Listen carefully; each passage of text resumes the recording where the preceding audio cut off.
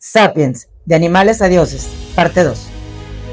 Los estudiosos suelen distinguir entre sexo, que es una categoría biológica, y género, una categoría cultural. El sexo se divide en machos y hembras, y las cualidades de esta división son objetivas y han permanecido constantes a lo largo de la historia. El género se divide entre hombres y mujeres, y algunas culturas reconocen otras categorías. Las cualidades denominadas masculinas y femeninas son intersubjetivas y experimentan cambios constantes. Puesto que la mayoría de las cualidades masculinas y femeninas son culturales y no biológicas, ninguna sociedad corona automáticamente a cada macho como hombre, ni a cada hembra como mujer. Ni estos títulos son laureles sobre los que uno puede descansar una vez que se han adquirido. Los machos han de demostrar continuamente su masculinidad a lo largo de su vida, desde la cuna a la tumba, en una serie interminable de ritos y desempeños. Y la obra de una mujer no se acaba nunca. Ha de convencerse continuamente y de convencer a los demás de que es lo bastante femenino. El éxito no está garantizado. Los machos, en particular, viven en el temor constante de perder su afirmación de masculinidad. A lo largo de la historia, los machos han estado dispuestos a arriesgar e incluso sacrificar su vida simplemente para que los demás puedan decir: es todo un hombre. Al menos, desde la Revolución Agrícola, la mayoría de las sociedades humanas han sido sociedades patriarcales, que valoraban mucho más a los hombres que a las mujeres. El género es una carrera en la que algunos de los corredores compiten solo por la medalla de bronce. El patriarcado ha sido la norma en casi todas las sociedades agrícolas e industriales y ha resistido tenazmente a los cambios políticos, las revoluciones sociales y las transformaciones económicas. Puesto que el patriarcado es tan universal, no puede ser el producto de algún círculo vicioso que se pusiera en marcha por un acontecimiento casual. La teoría más común señala el hecho de que los hombres son más fuertes que las mujeres y que han usado su mayor potencia física para obligar a las mujeres a someterse. Una versión más sutil de esta afirmación aduce que su fuerza permite a los hombres monopolizar tareas que exigen un trabajo manual duro, como labrar y cosechar. Esto les da el control de la producción de alimentos, que a su vez se traduce en poder político. El énfasis en la potencia muscular plantea dos problemas. Primero, la afirmación de que los hombres son más fuertes que las mujeres es cierta solo por término medio y solo con relación a determinados tipos de fuerza. Y lo que es más importante, simplemente no hay relación directa entre la fuerza física y el poder social entre los humanos. En las sociedades de cazadores-recolectores, el predominio político reside generalmente en la persona que posee las mejores habilidades sociales y no en la que tiene la musculatura más desarrollada. Incluso entre los chimpancés, el macho alfa consigue su posición al establecer una coalición estable con otros machos y hembras, no mediante la violencia insensata. Otra teoría explica que la dominancia masculina resulta no de la fuerza, sino de la agresión.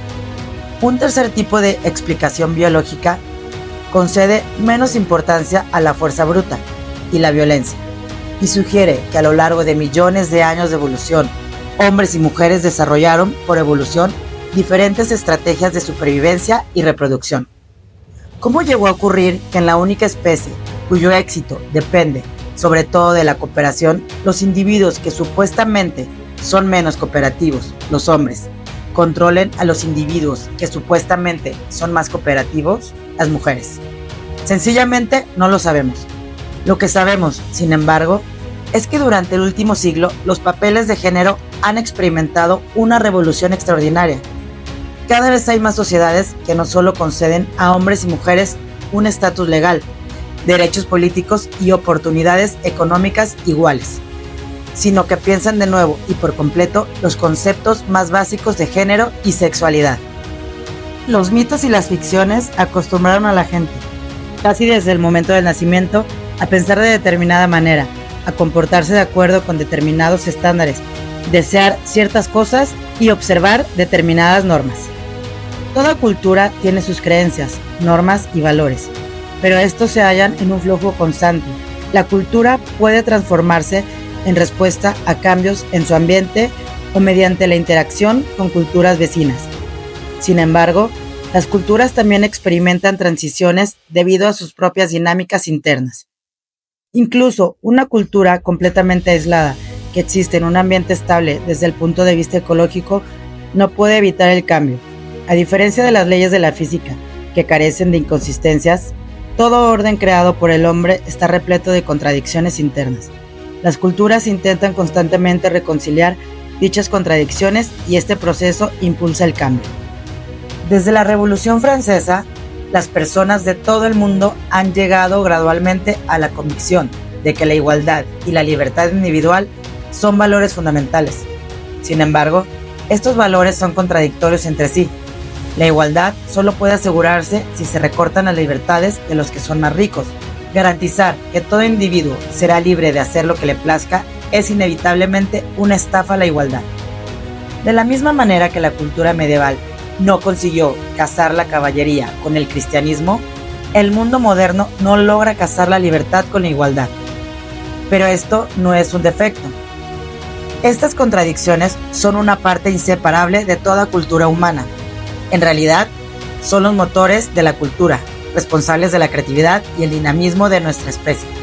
La consistencia es el campo de juego de las mentes obtusas.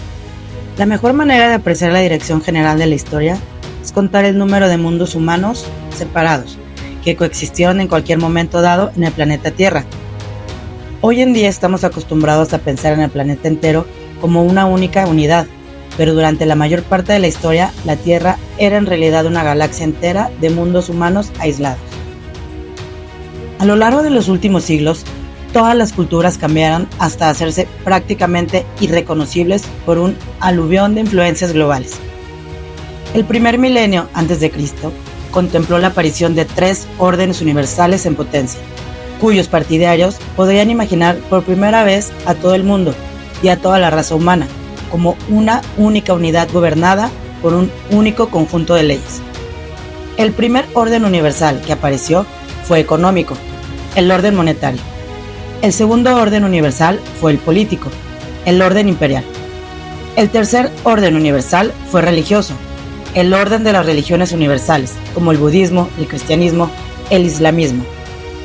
Los cazadores recolectores no tenían dinero. Cada banda cazaba, recolectaba y manufacturaba casi todo lo que necesitaba, desde carne a medicinas y desde sandalias a brujería.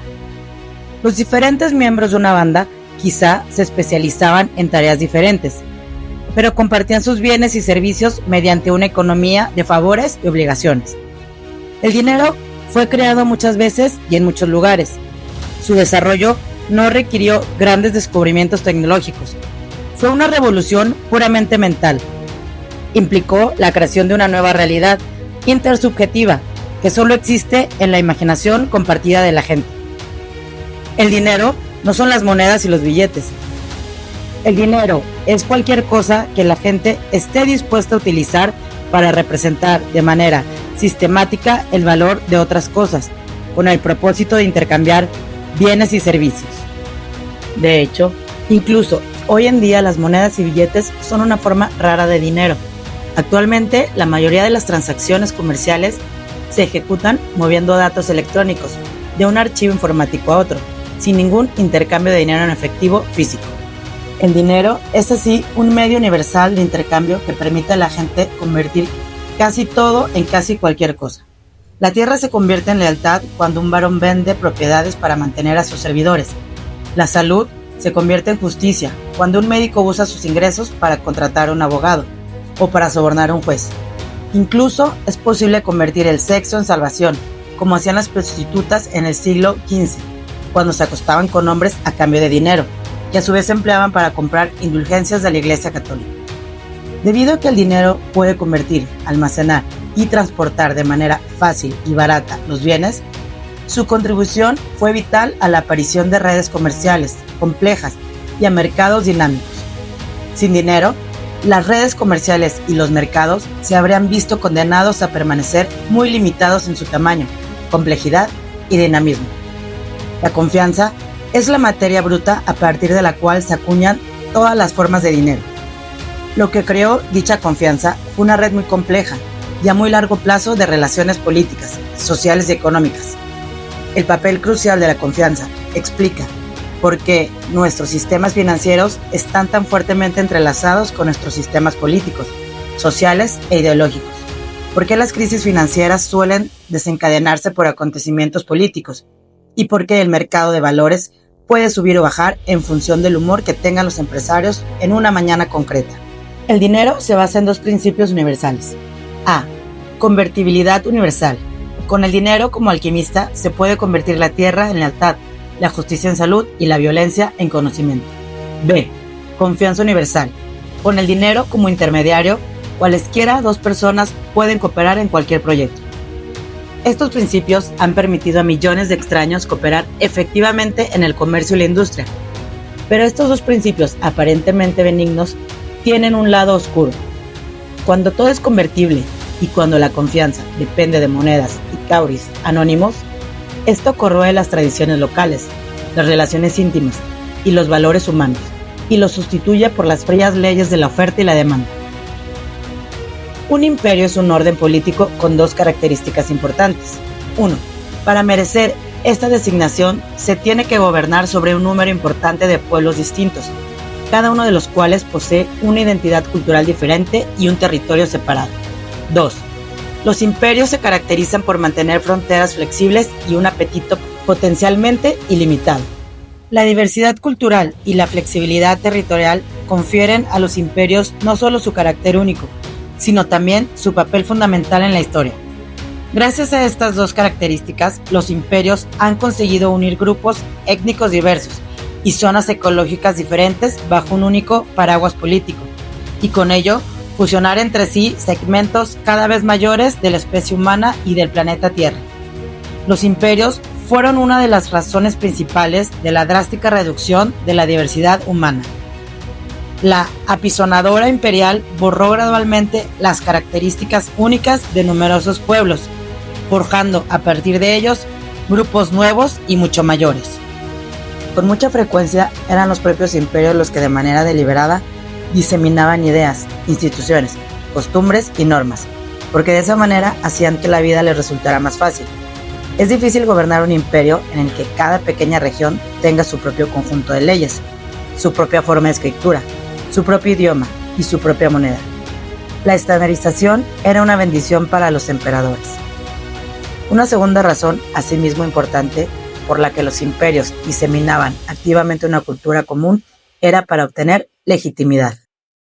Durante la era moderna, los europeos conquistaron gran parte del planeta con el pretexto de extender una cultura occidental superior.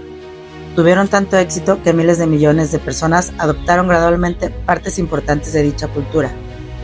Indios, africanos, árabes, chinos y maoríes aprendieron francés, inglés y español.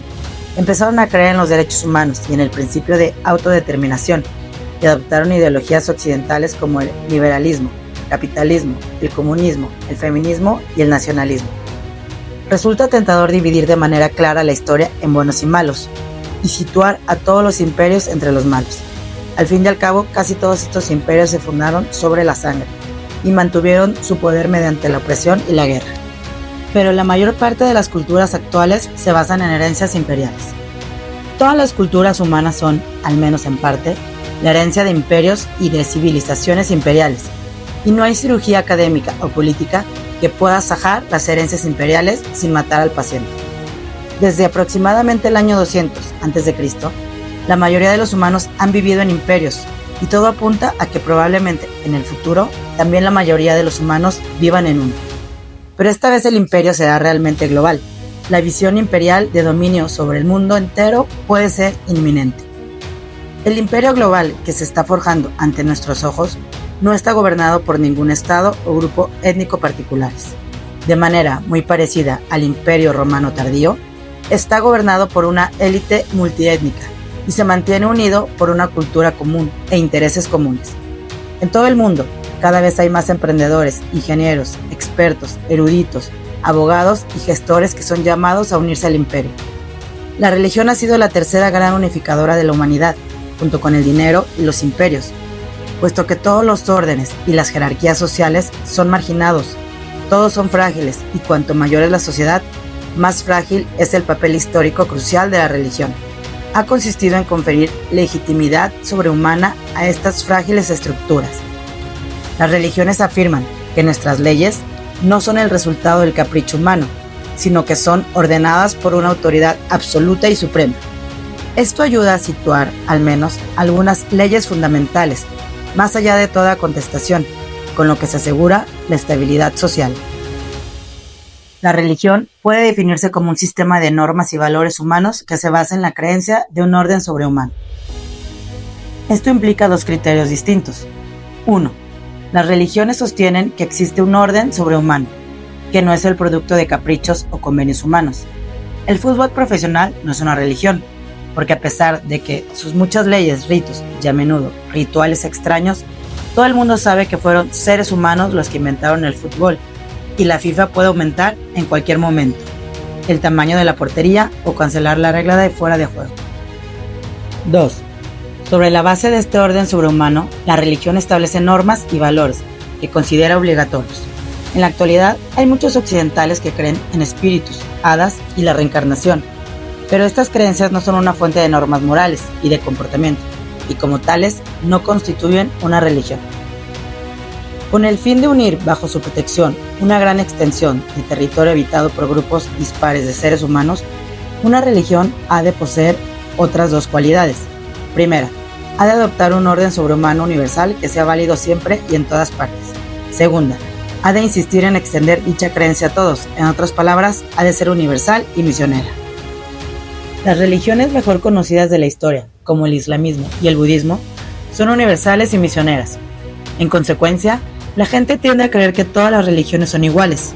En realidad, la mayoría de las religiones antiguas eran locales y exclusivas. Sus seguidores creían en deidades y espíritus locales y no tenían interés alguno en convertir a toda la raza humana. Hasta donde sabemos, las religiones universales y misioneras solo empezaron a aparecer en el primer milenio antes de Cristo. Su aparición fue una de las revoluciones más importantes de la historia e hizo una contribución vital a la unificación de la humanidad, de manera parecida a la aparición de los imperios universales y del dinero universal.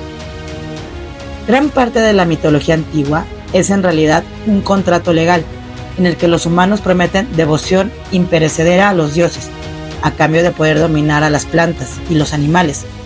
Los primeros capítulos del libro del Génesis son un buen ejemplo de ello.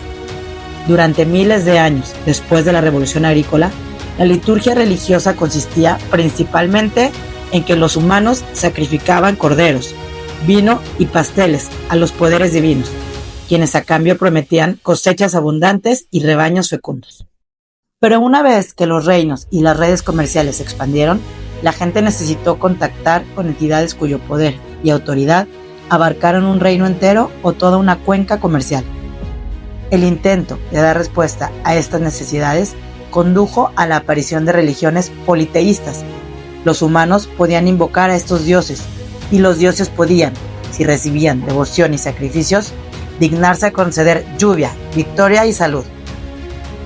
El animismo no desapareció completamente con el advenimiento del politeísmo. Demonios, hadas, espíritus, rocas sagradas, manantiales sagrados y árboles sagrados continuaron siendo una parte integral de casi todas las religiones politeístas. Con el tiempo, algunos seguidores de los dioses politeístas se encariñaron tanto con su patrón particular que se apartaron de la concepción politeísta básica. Empezaron a creer que su dios era el único dios y que él era en realidad el poder supremo del universo. Pero al mismo tiempo continuaron considerando que poseía interés y prejuicios y creyeron que podrían pactar con él. Así nacieron las religiones monoteístas, cuyos seguidores imploraban al poder supremo del universo que les ayudara a recuperarse de la enfermedad, que ganaran la lotería y que consiguieran la victoria en la guerra. Sin embargo, de la misma manera que el animismo continuó sobreviviendo dentro del politeísmo, el politeísmo continuó sobreviviendo dentro del monoteísmo. En teoría, una vez que una persona cree que el poder supremo del universo tiene intereses y prejuicios, ¿qué sentido tiene seguir rindiendo culto a poderes parciales? ¿Quién querría que la atendiera un burócrata inferior cuando tiene abiertas las puertas del despacho del presidente? De hecho, la teología monoteísta tiende a negar la existencia de todos los dioses, excepto el Dios supremo. El monoteísmo, tal como se ha desarrollado en la historia, es un caleidoscopio de herencias monoteístas, dualistas, politeístas y animistas, mezcladas con un revoltillo bajo un único paraguas divino. El cristianismo cree en el Dios monoteísta, pero también en el diablo dualista, en santos politeístas y en espíritus animistas.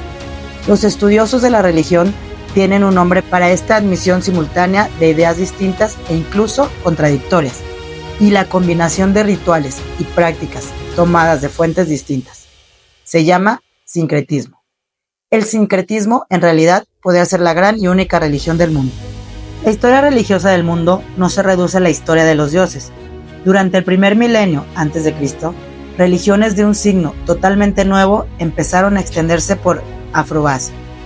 Los recién llegados, como el jainismo y el budismo en la India, el taoísmo y el confucianismo en China, y el estoicismo, el cinismo y el epicureísmo en la cuenca mediterránea se caracterizaban porque hacían caso omiso de los dioses. Las religiones teístas se centran en el culto de los dioses. Las religiones humanistas adoran a la humanidad, o más correctamente, a Homo sapiens. El humanismo es la creencia de que Homo sapiens tiene una naturaleza única y sagrada, que es fundamentalmente diferente de la naturaleza de todos los demás animales y de todos los otros fenómenos. Los humanistas creen que la naturaleza única de Homo sapiens es la cosa más importante del mundo y que determina el significado de todo lo que ocurre en el universo. El bien supremo es el bien de Homo sapiens. El resto del mundo y todos los demás seres existen únicamente para el beneficio de esta especie. En la actualidad, la secta humanista más importante es el humanismo liberal, que cree que la humanidad es una cualidad de los humanos individuales y que la libertad de los individuos es por lo tanto sacrosanta. Según los liberales, la naturaleza sagrada de la humanidad reside en todos y cada uno de los Homo sapiens individuales. El núcleo interno de los humanos individuales da sentido al mundo y es el origen de toda autoridad ética y política. Los principales mandamientos del humanismo liberal están destinados a proteger la libertad de esta voz interior frente a la intrusión o el daño. A estos mandamientos se les conoce colectivamente como derechos humanos. Los socialistas creen que la humanidad es colectiva y no individualista. Consideran sagrada no la voz interna de cada individuo, sino la especie Homo sapiens en su conjunto. Mientras que el humanismo liberal busca la mayor libertad como sea posible para los humanos individuales, el humanismo socialista busca la igualdad entre todos los humanos. A diferencia de la física o de la economía, la historia no es un medio para hacer predicciones exactas. Estudiamos historia no para conocer el futuro, sino para ampliar nuestros horizontes, para comprender que nuestra situación actual no es natural ni inevitable, y que en consecuencia tenemos ante nosotros muchas más posibilidades de las que imaginamos. Por ejemplo, estudiar de qué manera los europeos llegaron a dominar a los africanos nos permite darnos cuenta de que no hay nada natural o inevitable acerca de la jerarquía racial, y que el mundo bien pudiera estar organizado de manera diferente. No hay base alguna para pensar que las culturas que más éxito han tenido en la historia son necesariamente las mejores para Homo sapiens. Al igual que la evolución, la historia hace caso omiso de la felicidad de los organismos individuales. Y los individuos humanos, por su parte, suelen ser demasiado ignorantes y débiles para influir sobre el curso de la historia para su propio beneficio. El momento único más notable y definitorio de los últimos 500 años llegó a las 5:29:45 de la mañana del 16 de julio de 1945. En aquel preciso segundo, científicos estadounidenses detonaron la primera bomba atómica en Alamogordo, Nuevo México. A partir de aquel momento, la humanidad tuvo la capacidad no solo de cambiar el rumbo de la historia, sino de ponerle fin. El proceso histórico que condujo a Alamogordo y a la Luna se conoce como revolución científica. La ciencia necesita algo más que simplemente la investigación para producir progreso. Depende del esfuerzo mutuo de la ciencia, la política y la economía. Las instituciones políticas y económicas proporcionan los recursos, sin los cuales la investigación científica sería casi imposible. A cambio, La investigación científica proporciona nuevos poderes que son usados, entre otras cosas, para obtener nuevos recursos, algunos de los cuales se reinvierten en investigación. La revolución científica no ha sido una revolución del conocimiento, ha sido, sobre todo, una revolución de la ignorancia. El gran descubrimiento que puso en marcha la revolución científica fue el descubrimiento que los humanos no saben todas las respuestas a sus preguntas más importantes. La buena disposición a admitir ignorancia ha hecho que la ciencia moderna sea más dinámica, adaptable e inquisitiva que cualquier otra tradición previa de conocimiento. Esto ha expandido enormemente nuestra capacidad de comprender cómo funciona el mundo y nuestra capacidad de inventar nuevas tecnologías. Nuestra hipótesis actual de que no lo sabemos todo y que incluso el conocimiento que poseemos es provisorio se extiende a los mitos compartidos que permiten que millones de extraños cooperen de manera efectiva. Si las pruebas demuestran que muchos de estos mitos son dudosos, ¿cómo podremos mantener a la sociedad unida? ¿Cómo podrán funcionar nuestras comunidades, nuestros países y el sistema internacional? Espera la parte 3 del libro Sapiens y suscríbete para más lecturas en tu biblioteca audiovisual.